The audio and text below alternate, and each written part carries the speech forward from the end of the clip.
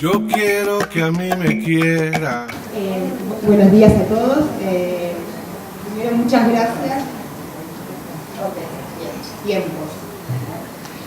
Muchas gracias primero por la invitación. En verdad, quienes estamos en la universidad no siempre tenemos oportunidad de interactuar con docentes, con la gente que está en el barro metiendo el cuerpo, así que estas 2 jornadas para mí fueron muy enriquecedoras por escuchar académicos, por escuchar experiencias y por lo que pasa en los pasillos, como en la escuela, ¿no? Porque en el pasillo me encuentro con docentes y charlamos y me la cuentan de otro lugar, así que les agradezco. Bueno, además me encontré con amigos que prometí saludar. Hola a los amigos que prometí saludar, así que bueno, muchas gracias. Bien, en esta ponencia yo voy a presentar, yo quería, cuando la preparaba decía, bueno, ¿qué les puedo contar? ¿Qué les voy a decir yo a ellos que están todo el día ahí, las 8 horas? Entonces les voy a contar lo que yo leí, porque hace varios años que vengo leyendo sobre el tema del tiempo escolar, de la ampliación del tiempo escolar y demás, de lo que leí de investigaciones que hay en el mundo, de las preocupaciones de otros lugares, y lo que leí cuando trabajé también a partir de un estudio de casos en escuelas que implementan el proyecto de jornada extendida. Yo creo que las cosas que traje para contarles en este tono, quiero contar estas cosas, también pueden servir para los otros dispositivos, para pensar los otros dispositivos, el de jornada completa, el de hora más. Bien, la primera cuestión, tiene que, ¿no hay un referente PIC que me ayude?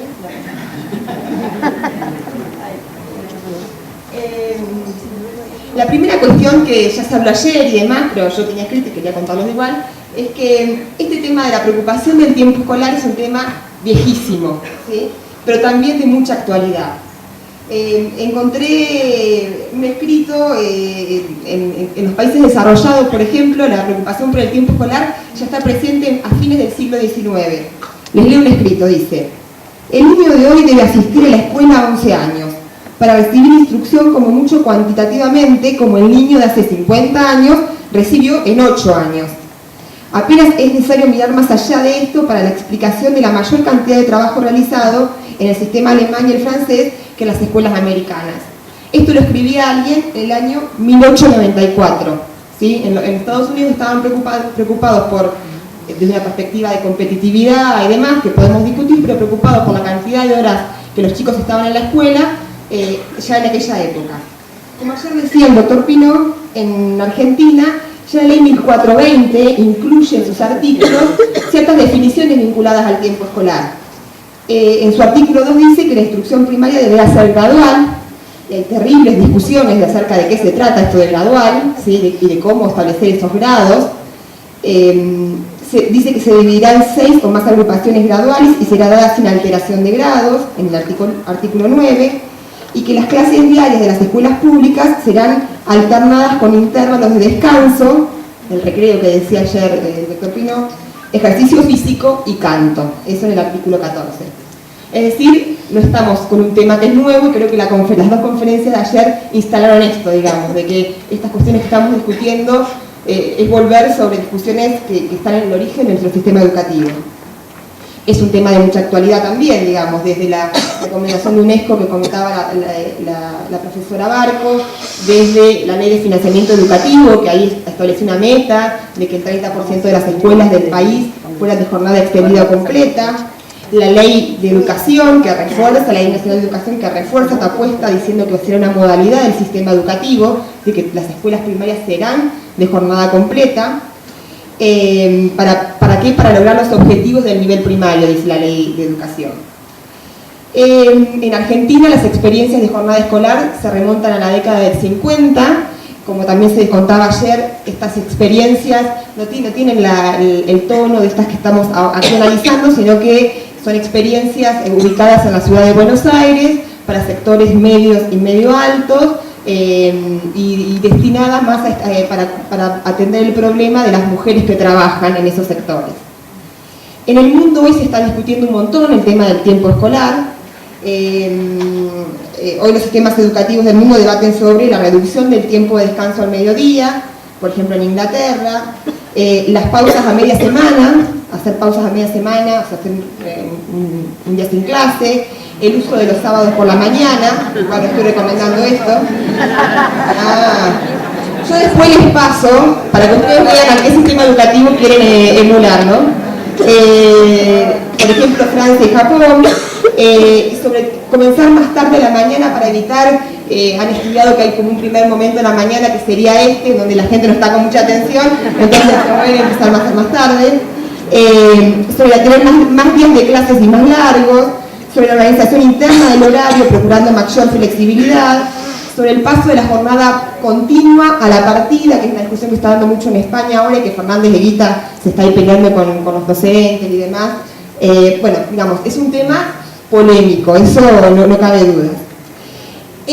Revisé bastante también el sistema educativo de la provincia de Río Negro y bueno, hay definiciones sobre el tiempo escolar en la ley 2444, es la primera ley, pero ya hay también discusiones acerca de cómo organizar el tiempo escolar en los primeros documentos que la provincia genera, allá cerca de los fines de los 70, años 78, principios de los 80, cuando se traspasan las escuelas de la nación a la provincia. Ya ahí los docentes discuten, es muy raro porque en un contexto represivo hay una mini participación, hay como una proto-participación de los docentes en la provincia, y ahí discuten cómo organizar el tiempo, si en grados o en ciclos. Discusión que se arrastra y la podemos encontrar en el último diseño curricular aprobado, cuando uno lee los documentos de las discusiones, también está presente, ¿sí? Y que es una discusión que también estaba presente en el Congreso Pedagógico de 1882, que también ahí se peleaban los que pensaban que había que organizar en grados y en ciclos, digamos.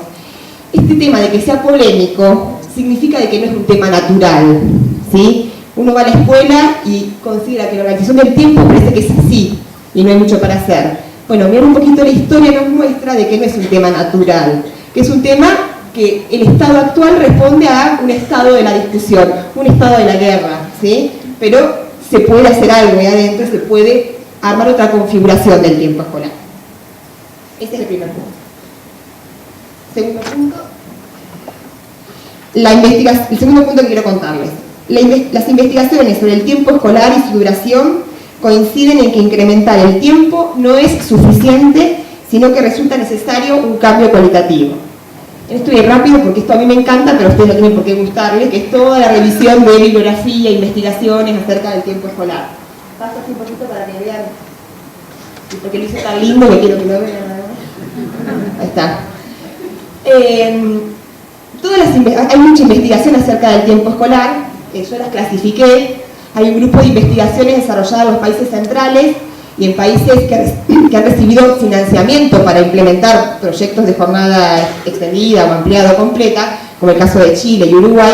Ahí han investigado la relación entre tiempo escolar y resultados educativos, ¿sí? En estas investigaciones, yo les doy la síntesis.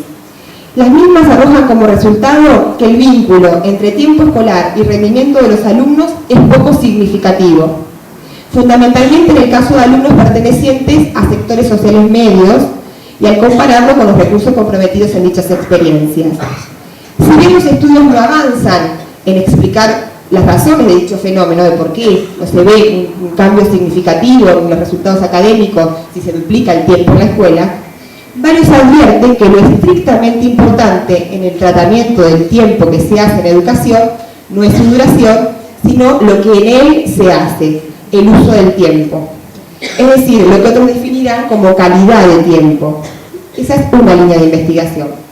Otra línea de investigación va a analizar las implementaciones de políticas, de proyectos y de políticas en diferentes países, muchos de ellos en América Latina y en España. Aunque enfatizan en diferentes aspectos de la implementación de la política, estos estudios, este segundo grupo de estudios coinciden en que estas reformas tienen el objetivo de crear condiciones institucionales que mejoren cuanti y cualitativamente los aprendizajes de los alumnos destinatarios y que para cumplir ese objetivo, es decir, que los chicos aprendan más y mejor, es necesario me perdí acá. Dice, consigue que esta reforma tiene el objetivo de crear condiciones institucionales que mejoren cuanti y cualitativamente los aprendizajes de los alumnos destinatarios, y que para cumplir ese objetivo, el diseño escolar estándar debe ser modificado.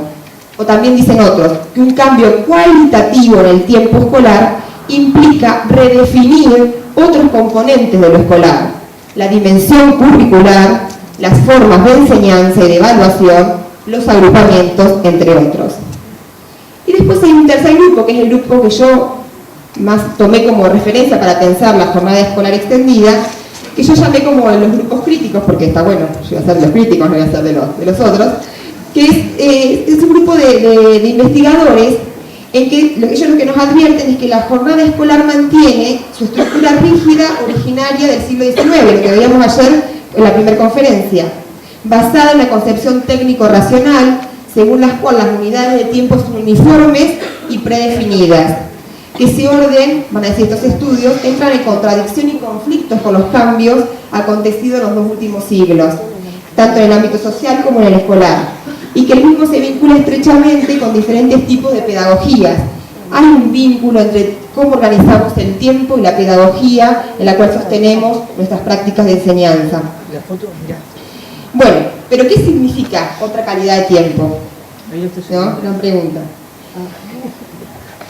De acuerdo a lo que yo he visto, y está lo que quiero discutir con ustedes, yo entiendo que una forma de avanzar hacia un cambio cualitativo en lo que respecta al tiempo escolar, así lo cambié yo, residiría en reconocerlo como uno de los componentes estructuradores de lo escolar. Si se quiere cambiar la calidad del tiempo, es necesario revisar el formato escolar estándar, ¿sí? Yo creo que el punto es este, es mirar el formato escolar estándar, mirar la forma que tenemos naturalizada y dada de organizar el tiempo y el espacio escolar. Hay muchísimas investigaciones, mucho desarrollo en Argentina y en el mundo, que van a mirar eso que es la cultura escolar, van a decir uno, la gramática escolar, van a decir otro, el dispositivo escolar, digamos, los Foucaultianos, que tiene que ver con esa forma de organizar lo escolar. Una forma que es una red, ¿sí? Una red en la cual interactúan distintos elementos, por eso es tan difícil de desarmarla, ¿sí? Y vamos al segundo elemento. Que si queremos, mirar el formato escolar, cómo se arma ese formato escolar, hay que meterse a mirar una red muy compleja de elementos muy heterogéneos, que incluye desde medidas reglamentarias, normativas, leyes, la disposición arquitectónica de la escuela, ciertos supuestos pedagógicos con los cuales nos manejamos en la práctica. Una red de elementos que miren de qué estamos hablando, que se remonta, que es histórica además, que no es que se armó ahora, es una red que está basada en la historia de la escuela primaria argentina, y es lo que hace que la escuela primaria sea muy parecida a la escuela primaria de hoy, a la escuela primaria de otros tiempos, digamos. Hay un núcleo duro de la escuela que no ha cambiado. Es más, ese núcleo duro de la escuela que no ha cambiado, que tiene que ver con la organización del tiempo, del espacio, del agrupamiento, de cómo organizamos los saberes, de cómo los evaluamos. Eso que no ha cambiado es lo que resiste al cambio, ¿sí?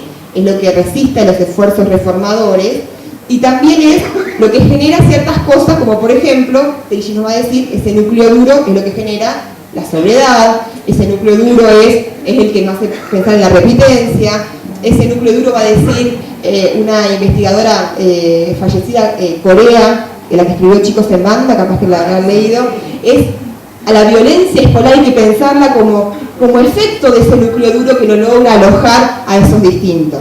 Bueno, meternos con ese núcleo duro para mí sería la forma de pensar otro tiempo escolar. ¿Voy hasta acá? ¿Muy rápido? No puedo despacio. Ahora sí vamos a los resultados de lo que yo vi. Lo que yo vi no, lo que yo leí, porque no es una mirada así ateórica, sino que es una mirada orientada por la teoría y hasta yo diría la ideología que cada uno tiene, ¿no? El primer resultado, la implementación de la jornada extendida resulta una oportunidad para ensayar algunos cambios en el formato clásico escolar, habilitando otras formas de enseñanza y de aprendizaje. En la investigación advertimos cómo la configuración interna del espacio escolar lo fragmenta en distintos lugares y jerarquías. El aula sigue siendo siempre el lugar de la enseñanza, el templo de la enseñanza, pero en estas escuelas que implementan la extensión de la jornada escolar, empiezan a aparecer y habilitarse otros lugares legítimos para aprender. Y otros lugares con una materialidad distinta, como son los talleres polivalentes, como son los talleres, como son el laboratorio, la cocina, el patio, salen afuera, ¿sí? Empieza a ver, por las características de las propuestas de talleres que implementan, otros lugares en donde se considera que también se aprende, que son alternativa a el aula tradicional. Y estos otros espacios que tienen una materialidad distinta, un taller sin bancos, con almohadones en el piso, con piletas, ¿sí? La cocina, como es la cocina, el patio externo de la escuela, con otras configuraciones físicas y de objetos que en su materialidad dispondrían a la revitalización de estrategias de enseñanza-aprendizajes alternativas a la del aula tradicional, o a las usadas tradicionalmente en el aula, que es otra manera, ¿sí? A las estrategias usadas tradicionalmente en el aula. Con esto quiero enfatizar que el espacio escolar, su configuración, posee una fuerte dimensión productiva, ¿sí? Espacios más amplios, sin pupitres, a veces solo con almohadones en el piso, disponen a ciertas estrategias de enseñanza-aprendizaje y no a otras. El espacio nos lleva, por eso es dispositivo, dispone, ¿sí? Esto dispone a que yo hable y ustedes me tengan que escuchar, este espacio físico, ¿sí? Otro espacio físico sería más complicado, yo podría hacer lo mismo, pero el espacio dispondría a otro tipo de vínculo con ustedes. En el caso de los talleres, yo vi que la recuperación de la estrategia del aula taller, ya prevista en los diseños curriculares, esta estrategia no es nueva, es una estrategia antigua, está prevista en los diseños curriculares de hace más de 20 años en la provincia, ¿sí? La que supone aprender haciendo, es decir, la que supone otras formas de acercamiento a los objetos de conocimiento a través de actividades lúdicas, creativas expresivas, investigativas, inventivas. El aula taller dispone a eso, ¿sí? También la configuración de los saberes que se enseñan en los talleres es distinta. Se enfatizan saberes no siempre jerarquizados en lo escolar, como los artísticos, los tecnológicos, los de la vida cotidiana. Asimismo, el carácter realmente transversal de las temáticas trabajadas en los talleres, en su misma formulación, exigen la articulación de las disciplinas curriculares, no su fragmentación y atomización. Es decir, las mismas propuestas temáticas de los talleres exigen articular contenidos de matemáticas con los de lengua, artísticos con los de ciencias sociales, ¿sí? Exige articular contenidos y no presentarlos aislados.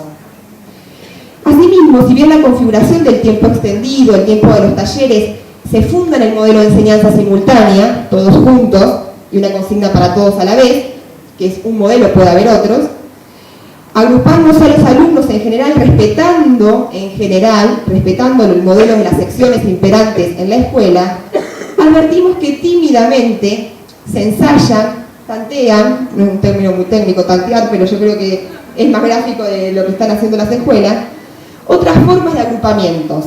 Alumnos con sobredad que se los ubican talleres junto a sus pares de su franja etaria.